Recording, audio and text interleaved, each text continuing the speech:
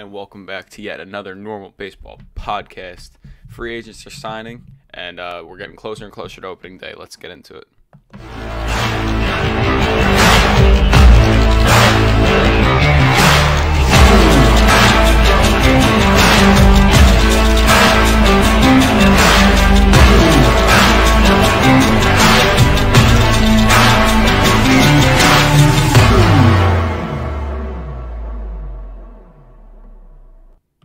What's going on? Welcome back to yet another normal baseball podcast. I'm Alex, Normal Dog.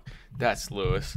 And we're back again today for the second day in a row because stuff's happening and we need to get going on this. Whoa, baseball. So yesterday, obviously, a lot of stuff happened. Blockbuster trade between the Yankees and Twins. Live reaction on On last episode. the pod, unexpected. Now that you've had a day to digest, what do you think? I've obviously got on the Gary Sanchez shirt today. Wonderful. You have to. Wonderful. I'll admit I'm still a little heartbroken to see, Gary and Gio go, but I'm understanding a little bit that Donaldson, his advanced numbers are better. When you look at the specifics and when you really look at the stats, Donaldson was probably the better option.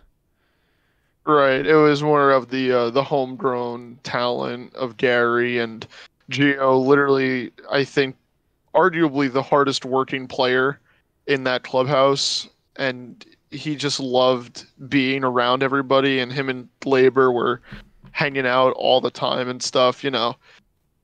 It was just something difficult to see happen, but it was more of an emotional dislike than a. But I will admit, I still don't like it completely. I mean, Kyle is going to be the Yankees' starting catcher moving forward. Donaldson playing third. Apparently, I mean, if you want to jump right into some of the news, him and Cole had a sort of like a divorce court scenario today in Aaron Boone's office, where they hashed everything out, and Cole and Donaldson are both saying that they are all good, which I believe something tells me that's a media thing. I believe that they don't hate each other. I'll say that. I don't think that they ever have hated each other. Then it was just like an emotional thing of them just bickering back and forth because of the sticky stuff, but it's nice to see that they are on good terms once again. Well, even Donaldson said, He didn't just mention Cole specifically. He mentioned him once, and then after that, he never really specifically mentioned him. So it wasn't like all the stuff that was made. That was kind of like media doing it, and not necessarily Donaldson, Yeah. And I'm gonna be honest. It's kind of off topic, well, a little on topic, but I saw a picture of Donaldson at playing third for the Yankees today. He does not look like Josh Donaldson. Yeah. He looks so different without a beard, and maybe in that uniform. I don't even know. It was crazy, like the difference. Oh yeah, it was very, very weird to say the least. But he looked a bit like Matt Chapman, which was odd. A little bit. And then Gary and Gio were at Twins camp, and they looked as happy as could be together. Yeah, Gary said in a press conference that he was like really upset because he shaved the day before he got traded. Yeah. No, he shaved the day he got traded before he knew. So now he's got to let it grow. Yeah, that'll be interesting to see. Yeah, I was gonna say I'm interested to see where that goes. And then the Nelson Cruz signing was official. Just to recap, kind of what happened yesterday. The Nelson Cruz signing was official. 1 year, $15 million, I believe, and an option 13. I thought it was 15. I have written down here 13. Oh, either way, still with the Nationals, kind of weird feels like, but a little bit, especially since it throughout all of yesterday, it was only between the Dodgers and the Padres for him, and this kind of just came out of left field a little bit. Yeah, bit odd. But yeah. Oh well. And then the Nationals, another move. They were the first team to make a move today. We're just gonna go in order kind of here of events. They signed Sean Doolittle. He was part of the 2019 World Series team. So that's interesting. Yeah. Doolittle. I guess you got to bring him back. Doolittle's 30. He's 35, so he's getting up there, and he's a reliever. Last year with Cincinnati and Seattle, he had a 4.53 ERA, 56 games, 49 innings pitched. He didn't do terrible by any means, but he didn't. 2019, right? I mean, 2019, 4.05 ERA, but ERA for relievers doesn't really matter as much. 55 games, 60 innings pitched. He was a big part of that team, and I think it's an emotional sign. Not necessarily that's the reason, but you know what I mean. Yeah. Well, I think I've mentioned this before. It was him, Strasburg, and their other guy, not Scherzer, another pitcher, and Patrick Corbin. Throughout the whole postseason, those three guys did 85% of the pitching through the whole postseason. Yeah. I mean, I'm hoping that he just goes back to the Nats. I don't think the Nats are going to compete, even though they do have the boomstick. But it'll just be nice, sort of. I think it'll probably be a send-off move, if anything. Yeah. Well, and then sticking with the relievers, we're kind of just banging through these, but that's because we got other stuff, bigger ones coming through. Brad Hand's the Phillies. 1 year, $6 million contract. Yeah, I mean the Phillies, they've been bolstering their bullpen this offseason. They got Corey Knebel, then Familia a couple days ago, and now obviously Brad Hand. And their bullpen was one of their big issues last year. So I mean, that was their issue. Yeah. So hopefully they can get that figured out. I'm a big fan of the move. I'm a big fan of this move. Me too. I think you want to lower me down a little bit. Yeah. Sorry, we got a little echo. A little bit of an echo here.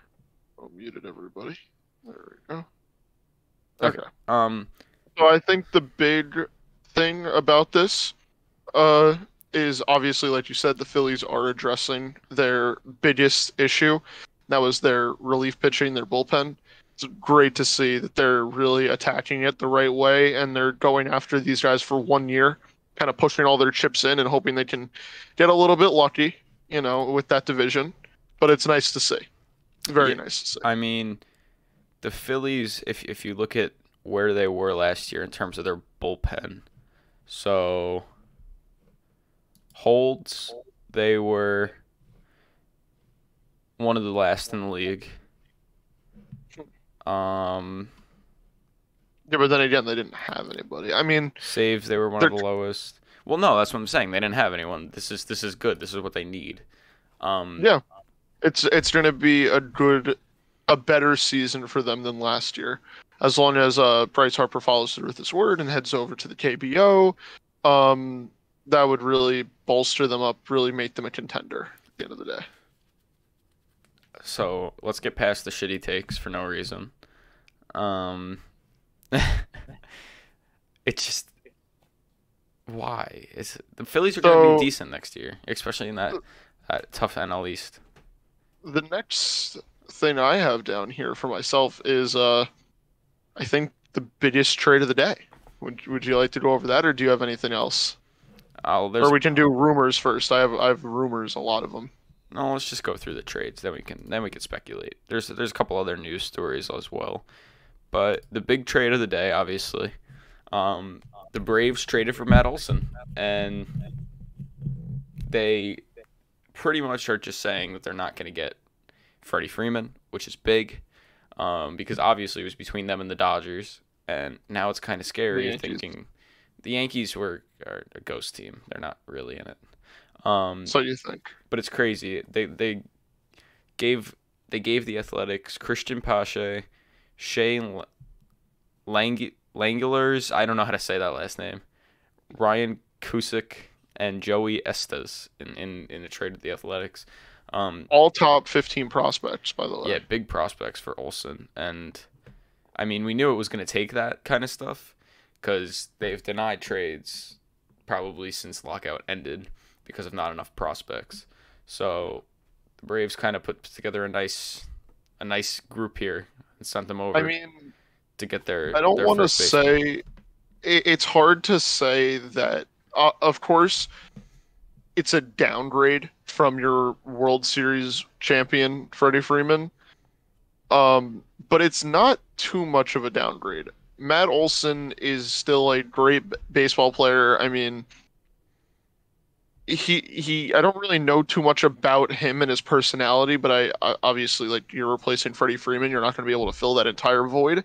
But it's still going to look good. I mean, cannot imagine the Braves slowing down after the last season, as long as they make a few more re-signings or do something more. But overall, I mean, a great trade. It's sad to see Christian Pache, I think is how you say his last name. Pache. Go after, I think earlier today, he posted a picture of him with Acuna, and the caption was like, "Can't wait to play next to my role model this spring." And then later that day, he gets traded. And he had like an emotional tweet about here, I could read it. So he said, "My heart is broken. I just found out that I was traded to the A's. First of all, to the A's fans, that's not a great start. Yeah. I get it, but saying you're heartbroken because you're going to the A's, I get it, but I know that's the way this business works, but I want the Braves fans to know that I will be eternally grateful to him wherever he goes. Thank you for so much support, for so much love, and for being so special to me." So, obviously emotional for him. Yeah, very. I can't imagine the roller coaster of emotion he probably has went through today. I mean, you know, he's going to. I think he'll be getting a starting role by the end of by the All-Star break, or by opening day even, with the Athletics, which is nice. He does deserve that. I mean, he is a #1 prospect in the organization, in the Braves organization, for a reason. Sad to see him leave and not come up with the team that he was in the system with, basically. But Matt Olson, it's not every day you get to move basically from #1 to #2 in terms of first baseman. Yeah, well, #2, #3, because we got Vladdy up there. But I get your point. 3. Yeah, no, You're staying in the top 3. It's a great alternative, and I feel like most of the rest of their roster hasn't changed that much. And if they were good last year, a World Series team last year, putting Matt Olson instead of Freddie Freeman is a pretty good trade-off. I mean, obviously the averages are slightly lower, but the slugging's up, and you're still got a great guy. Most importantly, for the Braves at least, they're saving money. They have 2 years of Matt Olson now. Yeah, then they'll see what they do again. Paying Freeman, and it was said that, like, they didn't want to offer Freeman a 6th year, which is why they didn't get him, which is kind of crazy. They were offering him 5 years, I guess. Yeah, very unlike the Braves organization. I mean, not to say that they're big spenders, but also they're not like Tampa Bay cheap, you know? Right. Like, you would have thought that for their cornerstone piece, the guy that literally everybody in the city of Atlanta knows and loves to death, you would think that you would break open the bank just a little bit for 1 more year of Freddie Freeman. Like, come on. Yeah, no, I agree. What are you gonna do? But he wasn't looking for a 1-year contract. So no, like 1 more year. 1 more year. Because they offered him 5, he wanted 6. Oh, okay, I see what you mean. Yeah, no, it's odd, like, how much they really thought that 1 year made that much of a difference, apparently, because they didn't sign him at the end of the day. I guess Freeman is really looking for security, which is interesting. But like because I'm hoping that. Yeah. Now it's interesting to see where he goes. Obviously, Dodgers were rumored the heaviest. Yankees were up there, but I'm not sure how accurate that is. As far as I know, it's just the Dodgers and Yankees now. That's all I've heard. I saw something that said the Blue Jays are serious contenders, but I don't see that happening. Wouldn't that be weird? That would be out of nowhere. That'd be crazy. So what would they do? They would platoon DH and first base, basically, between Freeman and Vladdy. Yeah. That would be interesting. It'd be interesting. It would work. So they would bat like 3-4-2. Holy crap, that would be terrifying. it's a scary lineup. That would be a scary lineup. They already have one of the best lineups in baseball, most underrated. And then as for the Braves, they're showing it right now. Lineup, their infield would be Olson, Albies, Austin Riley, Swanson, and then Drew Waters is projected to play center field instead of Pache, and then Acuna's going to be back. So they still have a contender team. They could re-sign some of their guys that they made the World Series run with, because not everybody signed. I'm hearing I doubt that Jock, they do. But... I'm hearing that Soler is driving big interest from the Dodgers because of the DH in the NL now. Oh yeah. And then I'm hearing Jock and the Guardians. That's all I've heard for Jock. As for yeah, rumors. Jock and the Guardians, I keep seeing.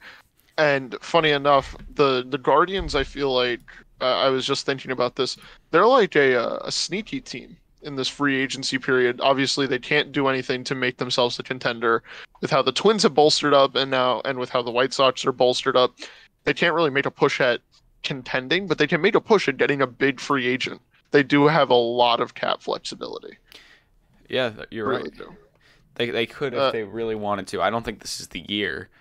No, I doubt it. But over time, I wouldn't they be have surprised the room to do it.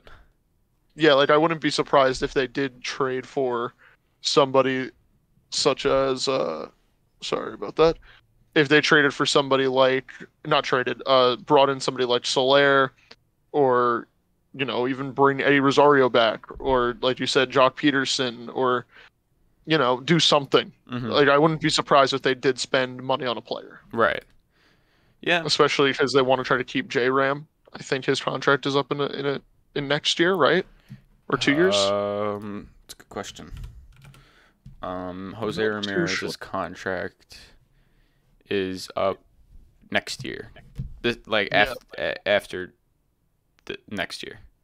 Yeah. So I mean, so they have 2 more seasons of Jose Ramirez. I don't know. I think they might trade him next season if they don't think they're going to be good. I would like to think that they'll trade him, but then again, you never know, because the Guardians. Because why? I wouldn't be surprised. I wouldn't be surprised if they kept him because they need to sell tickets. I mean, he is their guy, really. Like he's been through it all. I mean, he started in the World Series, and now he's here when they're basically hitting rock bottom. Sort of like a Buxton situation. I wouldn't be surprised. You know? Yeah, but I just don't. I don't see it either. I don't see it either. But I wouldn't be surprised. I don't want to say forcing his way out, but I do see him not being content with the situation. Because even right now, like last year and this year, I would have been not content. Yeah, without a doubt. It's ridiculous. They went from a team that was great. They traded Lindor, and that was kind of the beginning of the end. Because last year they were lackluster, and this year they're projected to be around the same unless they can make some other signings. Yeah. And then do you want to move on to the next trade that went down today? Yeah, okay. The next trade, this was a big one. A couple hours ago at this point. The Mariners acquired Jesse Winker and Eugenio Suarez from the Reds. The return for the Reds was Justin Dunn, Brandon Williamson, and Jake Fraley. This is a huge trade. For the Mariners, this is a big splash. It means this covers their bases. It means a few different things for the Mariners. Obviously, Chris Bryant was linked to the Mariners a lot. They just got a third baseman in Eugenio, so they got their corner outfielder in Jesse Winker, and they got a corner outfielder in Jesse Winker who can mash. And I saw Jesse Winker great against right-handed pitching. There's a lot of right-handed pitching in the AL West. So it does kind of work out. I believe he was like 4th in OPS against right-handed pitching, which is huge. And especially in a place like Seattle. Yeah, I mean, America's team is going to try to run it back. They want to continue their momentum from the end of last year. Yeah, run it back. Run it back. They missed the playoffs. Hey. You got to walk. If they ran it back, that means they would miss the playoffs again. I don't think they want to run that back. They want to bolster up what they already have. Obviously, they lost. No, I get it. They want to run back the energy. Yeah, they want every game to feel like how it did for that last what, 3 weeks of the season, basically, for them. It was beautiful to see. I mean, they currently do have the longest drought from getting to the playoffs in baseball. So let's hope that this is their year. And if it takes Jesse Winker and Eugenio Suarez to do it, then count me in. I mean, I will certainly be tuning into a lot of Mariners games. I mean, their team looks fun. The team looks fun. I still don't think it's a contender team. Not for a title, no. But they can get into the. Although they do have Adam Frazier now, Evan White. I don't know. I just don't see them fully contending. And that AL West is still going to be difficult. I know. Yeah, but with the 12-team format, they could get in. 12-team format, it's one extra team, so yeah, they wouldn't have even made it last year. I believe. I think it's more than possible. They would need to outperform either the Yankees, Blue Jays, anyone in the East, Red Sox, any of the 4 AL East teams besides the Orioles. They would need to outperform because those 4 teams. I think if there was a shot that like there was a 14-team playoff, all 4 of them. I could see all 4 of them getting in. Yeah, I would put money on that too. I think it's legitimately going to happen. It's going to be that playoff picture is going to be whoever's ahead in the AL East is going to have the best record in baseball. Yeah. And then the 3 behind are going to be fighting for the wild card.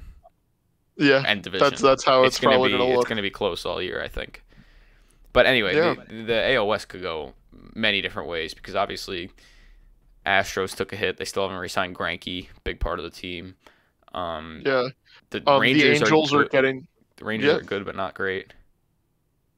Yeah, the Angels are looking good because they did get pitching. They did get. They're going to get Anthony Rendon back. They're going to have Mike Trout back. I mean, Mike Trout, Shohei Ohtani. If Mike Trout can stay healthy, that team's that team can do anything. Yeah. And then, of course, like you said, the Mariners. I mean, that division, it looks like if everything were perfect and there was no such thing as injuries or anything really going wrong, that division looks like it's just going to be a bloodbath of fun. Yeah. You know? It's crazy. Like, when you zoom out, all these divisions really look like they're going to be, like, fun entertaining. To watch. That's why it was a lot of sadness going into the lockout and are we going to miss games, because this was shaping up to be a great season in terms of entertainment and competitiveness. Yeah. So we haven't even hit the first official spring training game yet, and it's already like I'm getting jittery thinking about going to opening day. Yeah, obviously we're going to opening day, Yankee Stadium, Red Sox Yankees. It doesn't get much more fun than that for opening day. Yeah, I mean, the greatest rivalry in sports clashing to start off the season. Count me in. Yeah, but before we get to opening day, we got to get to opening spring training season, which starts on Sunday, March 20th. Thank God. I cannot wait. Neither can I. Speaking of, it was going to be an exciting season to watch and have fun. Ugh. Terrible news. Fernando Tatis Jr., Nando El Nino, fractured his wrist in a motorcycle incident, I believe it was. It was in mid-December, too, during the lockout, so he could not contact team doctors. Yep, and surgery is needed now. He could miss up to 3 months. So that's insane. It's terrible because we talked about it a couple episodes ago. We were talking about how this guy was going to be the most exciting thing in baseball this year. Everyone is tuning in to watch him. He's like the biggest face in baseball behind Shohei Ohtani currently. Yeah, I mean, he is what attracts so many different people to the game of baseball with his energy, his passion, and he's just like, I don't want to call him happy-go-lucky because he's very competitive, but he's so nonchalantly competitive that it's so hard to not watch him.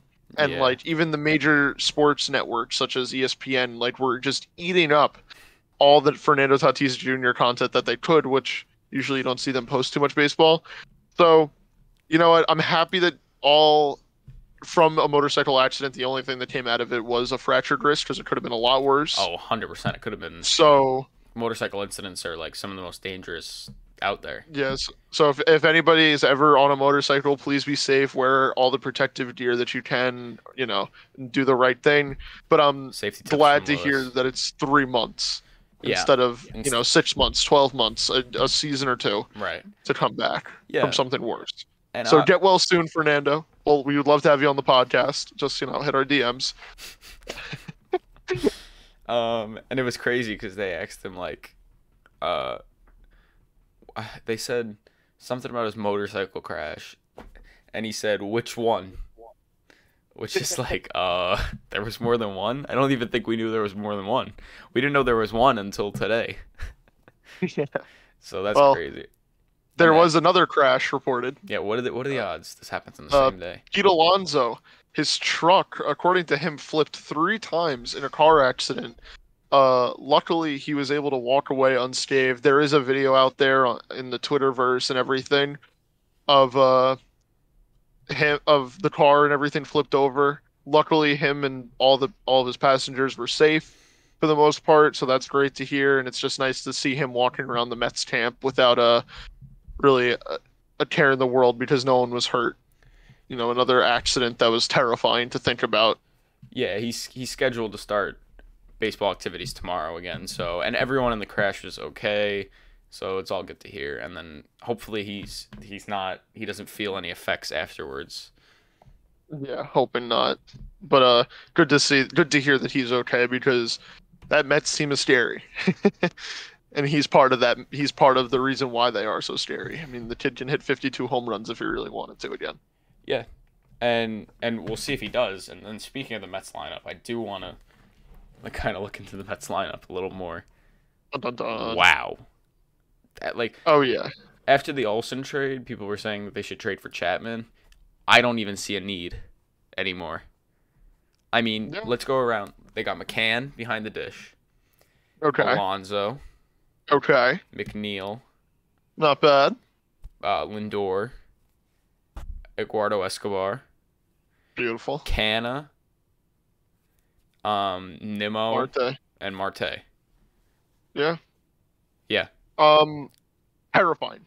I mean, I don't really know who their DH is going to be, but still, nonetheless, a terrifying lineup. If you told me Jacob deGrom would be their DH, I would not be surprised in the slightest.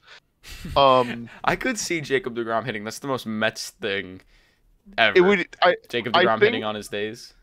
That would be so much fun because you would have like a Shohei Ohtani-esque guy, but Shohei is obviously a better hitter than pitcher, and then you're going to have Jacob deGrom, who's like the best pitcher in baseball and can probably hit 200, which for a pitcher, hey, I'd take 200 out of my pitcher. Yeah, I take 200 out of my pitcher, but when you have guys on the bench who can hit 280, I mean, no, I mean on the days he pitches, like I could see them maybe doing it once or twice, which is the most Mets thing because he'll get like hit by a pitch in the hand, then he'll be out for the rest of the year. That's the most Mets thing I could think of. Oh yeah, without a doubt. Immediately when I heard universal DH, I was like, well, the Mets are just gonna let their pitchers hit. Out there. No, they're just gonna let all their pitchers hit. They didn't get the memo. They're not paying attention to it. Steve Cohen pays too much to pay attention to the rules. Yeah. After he goes over the Cohen tax, none of the rules matter. Yeah. Do you want to jump into some rumors and stuff? Because I mean, with spring training really ramping up now, players are really looking to sign. Go for it. I mean, we did have one signing. Just if we want to go over that one last, Andrew McCutchen going to the Brewers. He's gonna help. He's gonna help the offense out a lot.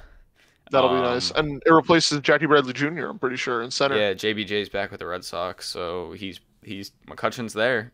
Maybe he could turn into Pirates Kutch again.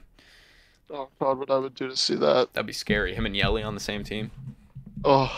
Prime Kutch and Prime Yelly on the same team would be terrifying. Give me their MVP versions back on the Brewers. That'd be great, and especially in that division with the Cardinals, how good they are. Oh yeah. They need the good version of Kutch rather than the iffy version that the Phillies have gotten the past couple of years. You told me.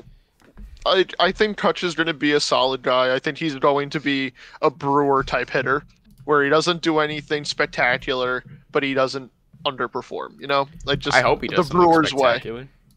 Yeah, I hope he does too. But I wouldn't be surprised if, come the All-Star break, he's batting what 290 with a few homers and a lot of RBIs.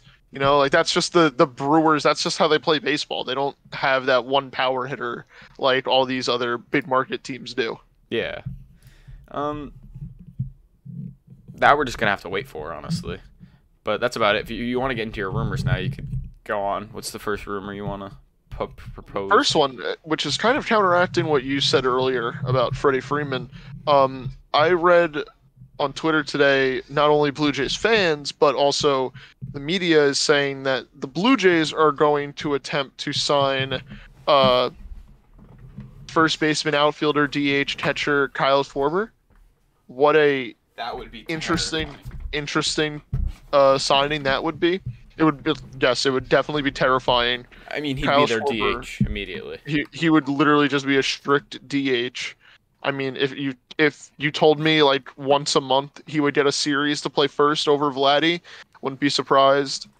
That is a terrifying thought, almost more terrifying than Freeman. That lineup has so many power bats and bats. I'd say it's a lot of. I don't even want to call it power bats. I just want to call them extra base hit bats. Because there's a lot of guys that can hit doubles and homers in that lineup. So it's not just home runs. You're gonna get balls in the gap and stuff and hard hit. And I believe that we spoke about this yesterday. They're gonna get hopefully they get a healthy and full year out of George Springer. That would really change that offense because Springer is one of those guys who, even on the Astros, he could hit for power when he wanted to, but also there were plenty of times where he just needed a base knocker, he needed a double, and he could go out there and do it. He's one of the best leadoff hitters of all time. Last time he played 162 was 2016 for the Astros, and he only played 78 games last year, which was not what the Blue Jays expected in their first year out of him. They expected a lot more. But in those games, he didn't do terrible. 907 OPS. Well, how could you complain about that? Yeah, I would hope that nobody does. I mean, 22 home runs in 78 games. That's pretty good. Yeah, that's good. That's very good. Coming back from injury, 22 home runs. Exactly. Coming in and out of injuries, 22 home runs, 19 doubles. I mean, 50 RBIs. That's a good season. And he locked down center field. Don't forget that. Oh, yeah. We all remember that catch against the Mets at Citi Field. The diving catch. That was big. Was big. Yeah, so if they can get Springer and then Schwarber in that lineup, they're pushing for the AL East. And that pitching rotation, it's terrifying. Oh, yeah. I mean, that is one hell of a team. Even without Schwarber, they are still a great team to look out for. Right. You're not wrong. And then other possible locations for Schwarber. I mean, Boston, obviously, is always one. We've been saying the Brewers because he's just a Brewers guy. Yeah, Dodgers, the usual suspects. We're getting a suggestion here. Jose Ramirez, Jays rumor. That I could see. That would be crazy. I would not mind that. Who would they give up for him, though? I guess prospects, but... Prospects and... if you told me that Kevin Biggio was a part of that, just because he is also like because you're getting a full 2 years of Jose Ramirez. Yeah, I haven't read anything about it, but that would be that trade. It depends. There would be no reason to get Schwarber. It depends on how much the Guardians think they can compete in the next couple of years. Because do they want major league talent or do they want prospects? If I had to guess, they would probably want a singular player in like a Kevin Biggio or whoever their third baseman is going to be going into the season. But then that still leaves second base open, which is the issue. Yeah, no, it would be... Well, Kevin played third for them last year, that's why... Right, that's what I'm saying. I'm saying that. I'm not too sure what they would do, but hell, don't see why... it would definitely be a singular major league player along with probably 4 or 5 prospects, honestly, for Jose Ramirez at this stage in his career. If you told me that was the deal that it took, I could see 20 teams signing off on that. being okay with it because you're going to get Jose Ramirez a top 5 infielder basically in baseball. Yeah. I agree. And that's just the thought of that is so scary. Although I don't think it's gonna happen. I think if they trade Jose Ramirez, it's gonna be next year. Yeah. But that's just me. Sort of a rental. And then, another thing, that I saw is, what did I see? What did he say? Did you see the sea? The ocean, if you will? Back to the Nelson Cruz. A lot of I saw some things that said they could trade him midway through the year, and that's really what they're looking. They're really looking to trade him in the middle of the year. You know, that would be interesting. Send him to a contender, and then they get some good prospects. Back. Yeah, I mean, they already got Josiah Gray and the number 2 prospect from the Dodgers last year. Hubert Ruiz. For Max Scherzer. They're just going to probably look to do something like that again then. Yeah. That would be fun. I could see, depending on what what the Giants are doing, could definitely see the Giants going out to get him just to DH. You know, they might need the power in that lineup, especially losing Buster Posey and more than likely Chris Bryant. Could see the Padres, only because the Padres have been linked to him since he hit free agency. Dodgers, of course, the Dodgers are always in on everybody. My sleeper pick to trade for him, believe it or not, would be the White Sox. I think he is like that missing boomstick to the White Sox lineup. I wonder where that one came from. Yeah, I wonder where. I couldn't tell you. Oh yeah, what about we could cover the Eddie Rosario to the Mets rumors that have been floating around. I haven't even actually seen it. Not really interested. It's a video of him just taking BP with a hitting coach or something, and the bucket has the Mets logo on it. Yeah, whoa, crazy. But of course, not to be rude here to any Mets fans watching, but Mets fans are going to overreact to stuff like that. I think it's just a coincidence thing, a convenience thing of like, hey, let's just use this bucket of balls type of thing. Yeah. And yeah, that's I don't want to say it's classic Mets fans, but it kind of is. About. And I believe someone in the organization, I don't think it was Cohen, but someone in the organization said that they're pretty confident in their lineup right now and their defense and all that. If they made any moves, I would assume it would be to the bullpen. Yeah, and if they were going to get Rosario, the GM said that. They would lose out on their defense. Because right now their outfield defense is very, very good. Yeah. Like they would really you would take a very big defensive hit, especially in Citi Field, where both the corner outfields are they're not small, but they're not like big. Wait, where is this? What do you mean? Citi Field, you said? Yeah. Yeah, sorry. Like the corner outfield areas are not small, but they're also not gigantic, and Eddie Rosario does not have the speed of a few of the other players that you guys currently have in the outfield. So I'd take it with a grain of salt. I'd hope actually as a Mets fan to not get him. Like I would feel so confident in that lineup. Seems like they could really go out and do some damage this year. Of course. And I think they will. If not, that would be even more shocking than last year, and last year was pretty shocking. That's true. And seeing the videos of Scherzer and DeGrom warming up next to each other is insane. Oh yeah. And speaking of DeGrom, did you see what he said today? Yeah, I mean he plans to opt out of his contract next season. Yeah, I don't think there's much to that. I think he's gonna just resign. Unless get some more money. Unless something really goes wrong, he just wants more money. So I don't think that's much or to he think goes, of there. Or he goes to the Angels. Him and Shohei Ohtani batting 1-2 every night. No way. Count me in. I mean, it would be cool, but no way. Yeah, and we still got free. Let's see. What other free agents do we have on the board right now? So, big name free agents still on the board. Obviously, we have Freeman, Correa, Story, the big three.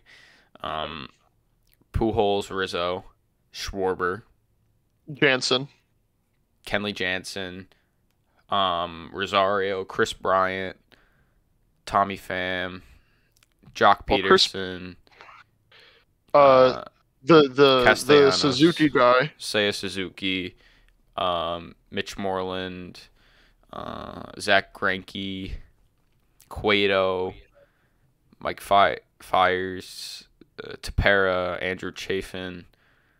I mean, the free agent class could make the team and be very good. There's still a lot of free agents out there. We'll see where that goes, and I assume in the next couple days we'll start to see signings, hopefully before the spring training games actually start.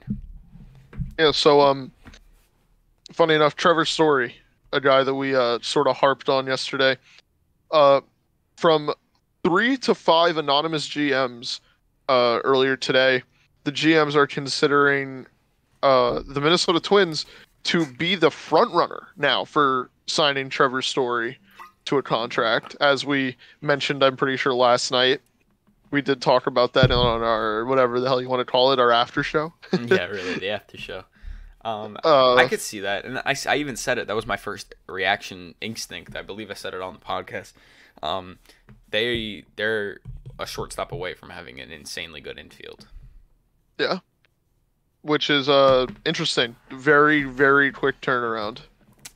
Yeah, no, I mean, think about that infield. Sano, Polanco. If they sign Story or Correa, and then Urshela.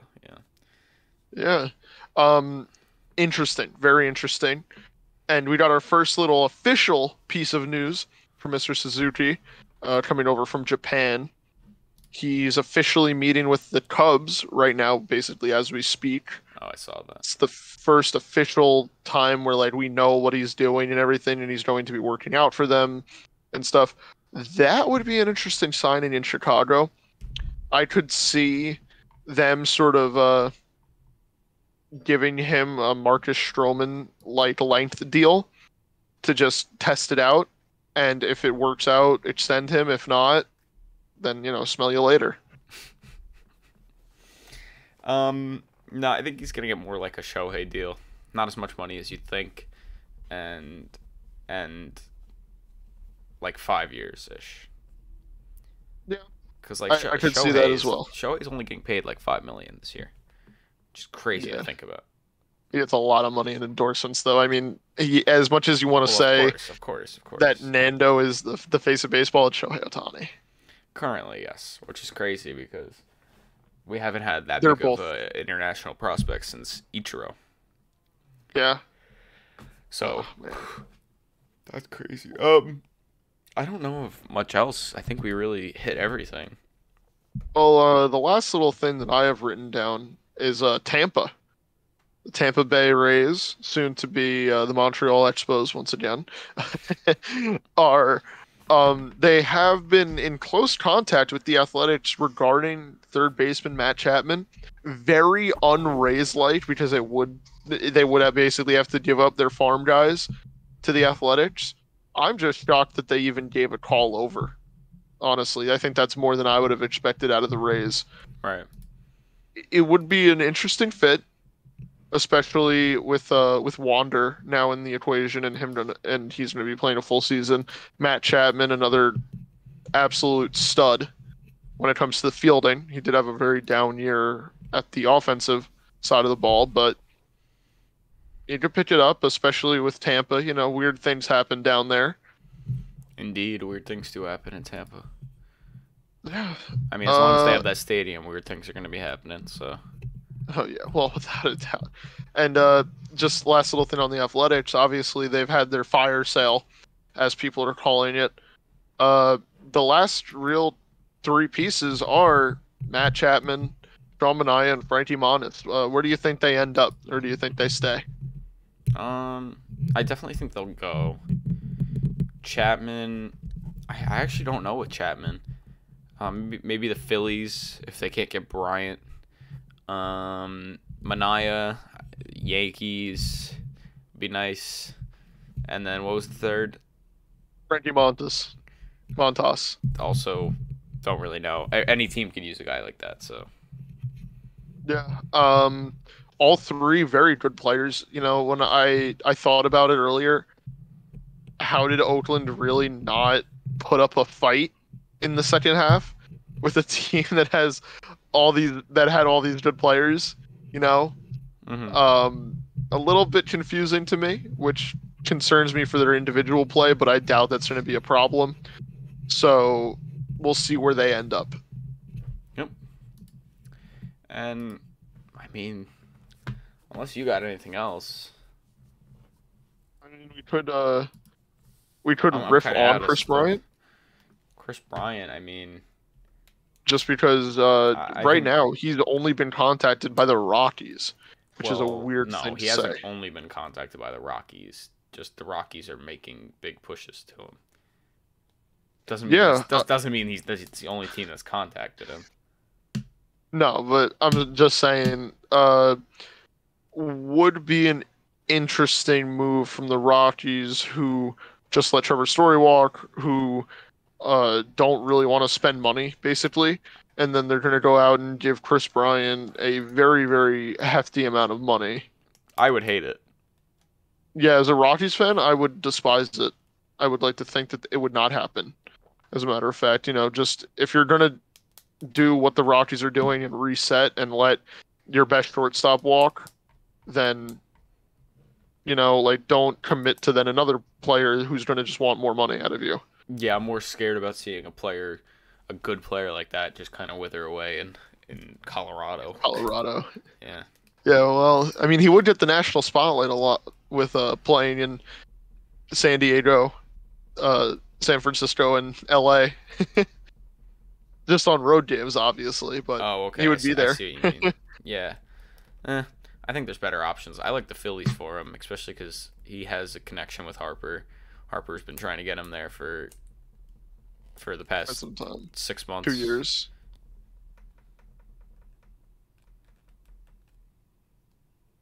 What? Well, Harper wants him. Harper wants him to take over his spot, so then the Phillies can contend. So yeah, that's interesting. I think he would be the best fit there. In my opinion. Without a doubt. I think the Phillies need to do something, especially with the DH, because they could move Bohm to DH if they really wanted to, because he's not great defensively at third. And obviously they could always use a couple corner outfielders if Bryant wants to commit to that.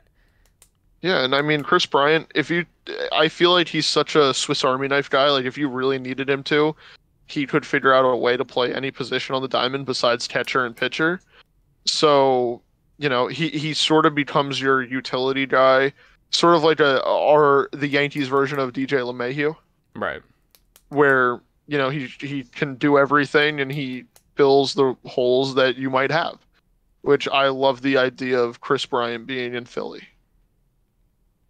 Also, because if he signs there, he'll get invited to a Sixers game where he can ring the bell. That would be entertaining. such a like a closed off guy who's like nice and all, but he's not too like out there. You know, having to stand in the middle of a basketball court and ring the bell, right, would be entertaining. You're not wrong. And then, yeah, I mean, that Phillies team would be pretty good if they did get him. I mean, they're pretty good now.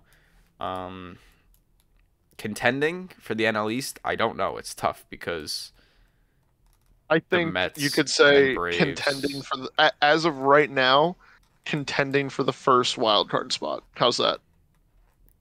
Yeah, around there. Contending for scrape into the playoffs, yes. I think that it's going to be first off, it's going to be a bloodbath in almost every division except for the AL Central as of right now. You know, depending on what happens. But if we see, let's just say we see the Braves repeat and win the division, I think the Mets are a game behind and the Phillies are 3 games behind type of deal, you know? Mm-hmm. Or you see the Mets win the division and the Phillies are a game behind and the Braves are 2 games behind. Right. I think it's just going to be very close no matter what, especially in the first half of the season when basically those teams just beat up on each other, as does every team. They just kind of play in their division predominantly more than out of division.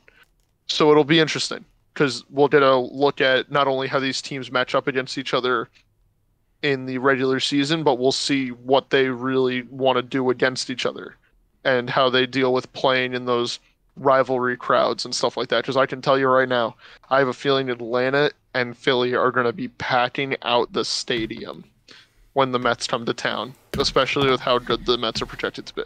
Probably. I wouldn't doubt it, and those games are really important. So yeah, division I don't see rivals. why I they mean, wouldn't. yeah, it's going to be loud. It's going to be fun. Definitely. If I would like to think that the Braves Mets and the Braves Phillies get Sunday night games. Like MLB Sunday night games, definitely to just really bolster up what the NL East is becoming and has become at this point now. Yeah, I mean those Sunday night games are already planned and everything. So Oh, they um, are. I didn't know that. My fault. well, because the schedule is already made. So I didn't know that they picked out the games yet, the Sunday night games. I feel like they did. Maybe they didn't. I don't know. I don't even know at this Well, point. anyways, they're gonna be good games no matter what, Sunday night You're right. baseball or not. We're gonna have Could be a Tuesday some afternoon. controversial games, some exciting games, and obviously to look at all this from a closer perspective, the Mets and the Phillies play against each other. Mets opening day, which is the 15th. I don't even know where the Mets open up. I think it's a random place. But like they have some battles early on in the season that should be looked out for. And make sure you tune into any NL East game, really. I think the Marlins are going to be entertaining. The Nationals aren't going to be entertaining, but those four teams are going to be really fun to watch. Yeah, but you'll see Nelson Cruz if you tune into a Nationals game, and Juan Soto, who, after Tatis going down, could be the future MVP of the National League. I mean, we'll see. We'll see. Yep. We shall see. All right. Well, I think that'll do it for this episode of a normal, very, very normal baseball podcast. Thank you for joining. Make sure you follow or subscribe on socials and wherever you're watching. And yeah, that'll do it. We will see you guys next time when hopefully we have a lot more free agent news, getting closer to the season. And yeah, we'll see you next time. Peace.